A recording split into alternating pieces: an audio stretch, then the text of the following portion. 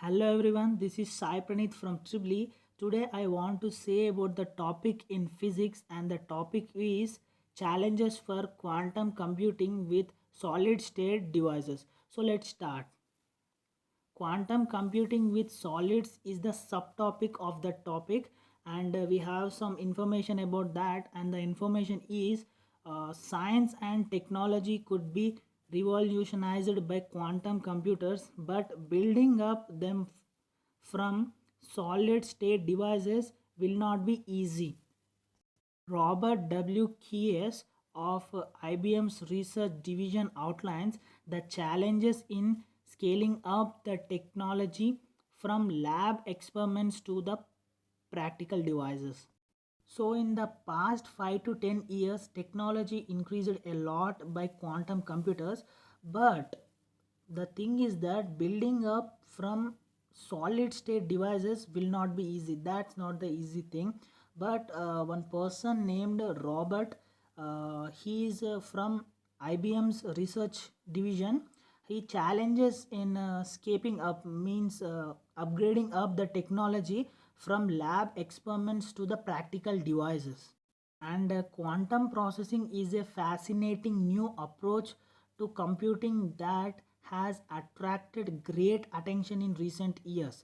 Much of this interest has stemmed from the discovery of non classical quantum algorithms that could also overview intractable problems such as factoring very large numbers to be solved. And quantum processing is a new approach to attract great attention in recent years. In recent years, quantum processing has fascinated new approach. It's a new approach in recent years to develop the technology of computing, quantum computing. So there is a next thing for us in quantum computing, the straightforward sequence of binary digits or bytes that have served computing well for over half of century are abandoned. A working quantum computer uses a physical system that can be in either of two quantum states representing 0 and 1, known as quantum bytes or qubits. But quantum mechanics also allows these qubits to be placed in a superposition of the two states. In principle, therefore, a superposition of the large states collection of qubits can be contain an enormous amount of information. So the thing is that in quantum computing, binary digits are the straightforward sequence, and that is called bits in quantum computing, and serves the computing, and it is abundant large than half of a century. Okay, so and working quantum computer uses physical systems either of two states representing 0 and 1, or it is also known as quantum bytes. Okay, 0 and 1 representing is also known as quantum bytes or qubits. And physical quantum mechanics also allows the qubits, but in the replacement of in a superposition of a two states, it needs two state, not like the computing quantum. Okay, therefore a superposition of states have to need large number of collection of qubits, and the amount of information should be also enormous. Quantum computing directs the evolution of the superposition towards a final state that contains a result that depends on the all of original information, such as a number to be factorized, and unwanted infections other than those between the qubits interrupt the planned evolution of the wave function and are known as decoherence. So the thing is in it is quantum computing, which direct the evolution to the superposition toward the final state. It takes to the final state, and the result depends on the original information, such as number of factorized, and there is a many unwanted interactions in this process, which interrupt the planned evolution of wavelengths, that will interrupt the wavelengths planned evolution, and that evolution planned interrupt is also known as decoherence decoherence. And also we have the powerful quantum computer that could realize the remarkable potential of quantum computing could need to at least many thousands of quants. So the powerful computer we have, it will works like realizing the remarkable potential in the quantum computing, but it needs the thousands of qubits. So we have a question in that. So how could we build such a device? So the thing in the mind of Robert is that he got a question in his mind, how we will build such a powerful device to make the quantum computers scaling up ahead. So the obsessive solution, he got a solution, and the obsessive solution is to turn solid state technology, which is well established method for making large number of complex small devices. So he searched answer for his question, solution for his question, and he got finally. And the solution is to switch to the solid state technology. After switching that, the solid state technology can make the large number of complex small devices. He can make large number of small devices to establish and improve or scale up that quantum computer technology. And that solution is well established, that solid state technology is well established method and the easy method to make the large number of complex small devices. And many researchers are already following this path and are carrying out work on solid state qubits that has a bonus opened up many new areas of physics. So the solid state technology is the best path for Robert, because many of the researchers are already in that path, and that has a bonus. That path has a bonus thing, that is open up many new areas of physics. That path, solid state technology path, is used by many of the researchers, and that path also has a bonus. I said that the path has also a bonus, that opens up the new areas of physics. That is the bonus of that solid state technology. So in particular, experiments aimed at creating qubits have helped us to understand the interface between quantum mechanics and the macroscopic world. So in that particular path, solid state technology path, uh, they done many experiments to create qubits, and that also helped, and they understand many things. And in that things, one of the thing is interface between quantum mechanics and the macroscopic world. They understand about the macroscopic world, and quantum mechanics, in that between they understand the interface. And all through this research is to be encouraged. We have to encourage this research, because he believed that the obstacles in the path to achieving a large quantum computer have to be hastily dismissed. And the 40-year history of electro technology for computer suggests that it will be hard to make large number of devices that are sufficiently alike to make and meet the rigorous demands of quantum computing.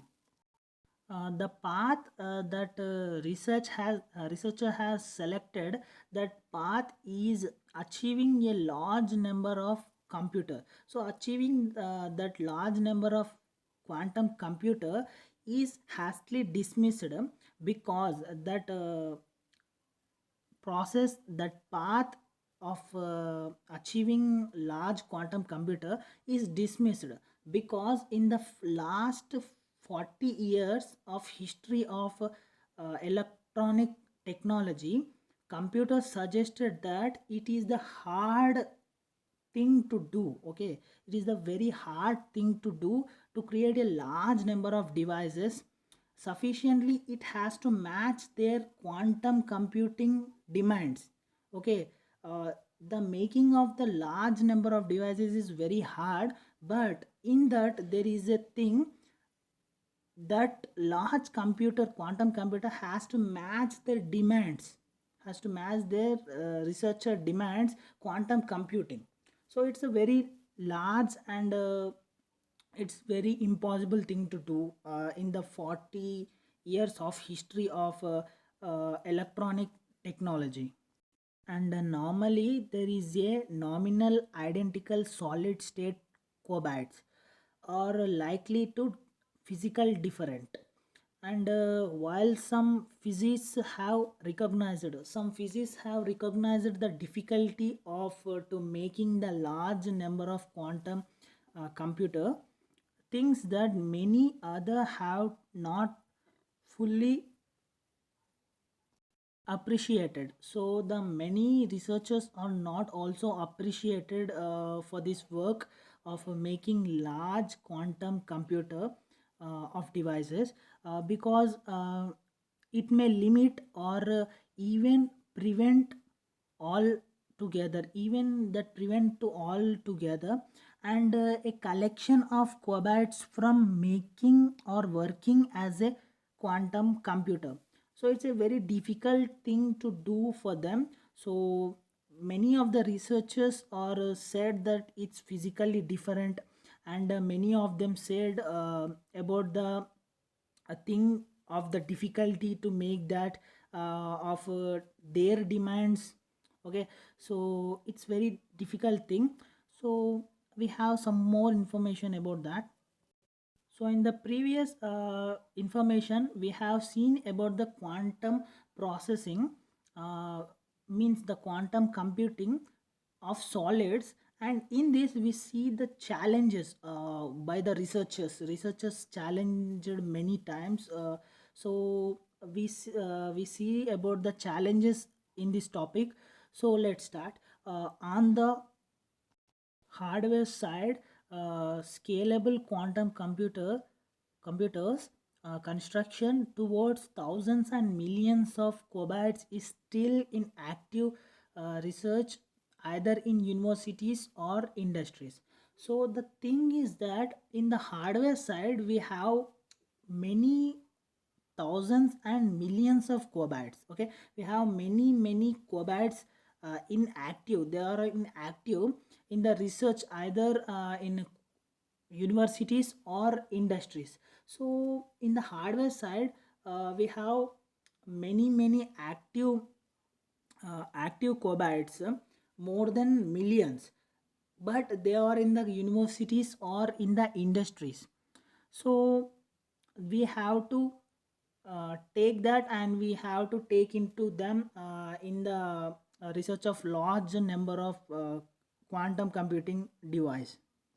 And we may expect to see substitutional advancement towards 2030 and beyond. And we can see many qubits in industries and in universities, and we can also expect that towards 2030, after 8 years, 2030, or after 8 to 10 years, we may also see many substitutional advancements about the qubits. And the researchers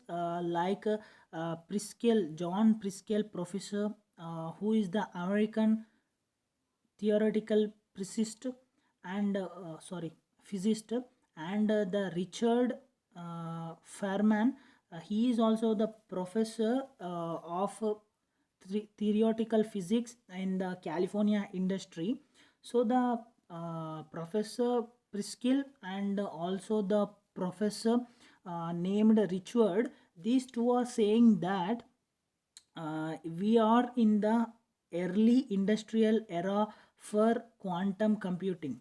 So they are saying that the two researchers are saying that we are in the early, we are not in the edge of the industrial era, we are in the early of the industrial era for quantum computing. They are saying that we are in the starting point. Okay, so and also in NISQ era, IBM with its 1000 plus logical qubits plan, ex- experts that experts also in the year of 2023 could be the inflection point for having practical applications of quantum computing.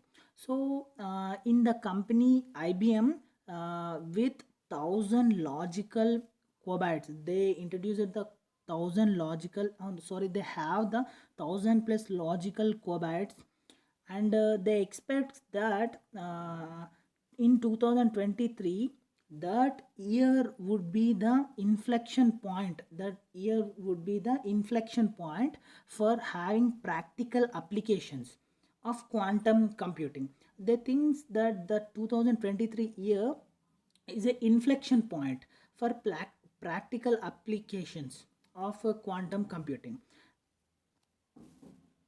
And the companies like Google, IonQ, Xanadu, and a few other have also been racing towards FTQC. So the thing is that Google and IonQ and Xanadu and the many big companies are racing towards the FTQC. The big challenge now is that a logical qubit needs to be built from many physical qubits to be fault tolerant. The Google and Xanadu IonQ are racing for the FTQC. That's right. But there is a big challenge that these companies have to uh, exchange the logical qubits into the physical qubits. So it's the main fault terrain for the companies. So as many as 1000 physical qubits are needs to make one logical qubit. So the here the thing is that 1000 physical qubits combinedly makes only one logical qubit in this thing. In the future there may be a time that a breakthrough in material physics will enable the creation of high fidelity logical qubit without much effort to build it from hundred of qubits.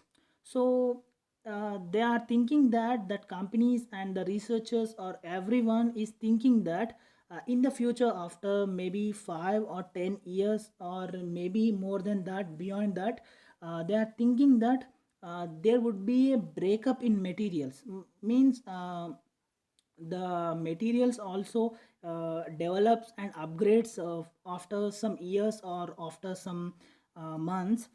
So in science, that materials, they are thinking that for now in present, 1000 qubits, 1000 physical qubits will make a one logical qubit. But after some years, after in future, after 10 or in the beyond of years, we will make with the 100 physical qubits, will make a one logical qubits. Okay, the 10 will be vanished after some years. They are thinking like that. And compensation for quantum error correction. And they also said that they also compensating for errors correction. They also compensate for the error correction also. Errors which are made in the between of making of quantum computer or a logic qubit of 1,000 physical qubits. Okay, in the process of making that logical qubits with 1,000 or 100 physical qubits, there will be a errors in that. And they are saying that like that they will also compensating the correction errors. Means now we can't compensate. Okay, means now we can't set the errors correction, we can't do the error correction. After some years they are saying that 100 physical qubits will make a logical qubit. This is the one thing. And the second thing is they will do the error correction also. Okay, next, when that time comes, the business impact of creating millions of logical qubits may accelerate many developments of commercial applications. And it is the thing, it is the best thing, because after happening these all things which was said by researchers and which was said by the companies and trying to develop the situation of qubits and making of the qubits, after building of all these things, the business impact also improves very well, and commercial applications also improve very well. And IBM, Google, and Alibaba, and Intel have been experimenting with superconduction qubits. They are also experimenting and aiming for universal qubit computer, and they are trying to make the universal quantum computers. Okay, universal means everyone can use that. Okay, everyone can use that quantum computer. Likewise, Xanadu with phonetic qubits. Intel, in fact, is looking for another promising technology. Intel is the best thing that they are looking for the another technology like a spin qubits. And D-Wave has been persistently focusing on quantum annular and targeting specific areas uh, around the simulation problems. They are also thinking about the problems and looking for that and targeting about the simulation problems, optimization problems. Okay, and by replying on topological quantum qubits, Microsoft has not shown an significant result so far in 15 years. So in this quantum qubits, the company is very famous. That the company name is Microsoft, you know, of course. So this Microsoft company also resulting so far, these are also trying for that, but they all companies are trying, but the Microsoft is not trying till 15 years. They have nothing, and they are not trying about that. So this is the topic. And next we have the another subtopic: challenges ahead in quantum computing with solid states. For most of us who we are not physicists by formal education, yes, we are not the physicists, it is tough to it is also very tough to enroll and explore and learn about quantum computing. It is a very tough subject in the quantum in the large of quantum computing. It is a expected it is expected that it will uh, eventually come to be implementation in practical application to solve some of the world's most challenging problems that are tough to solve within a reasonable time. even with the most classical supercomputers. So after some time, after in future, maybe after some years, we will get a supercomputers, classical supercomputers, to solve every problem about about quantum computers, and about quantum computers, and about the qubits, becoming uh, becoming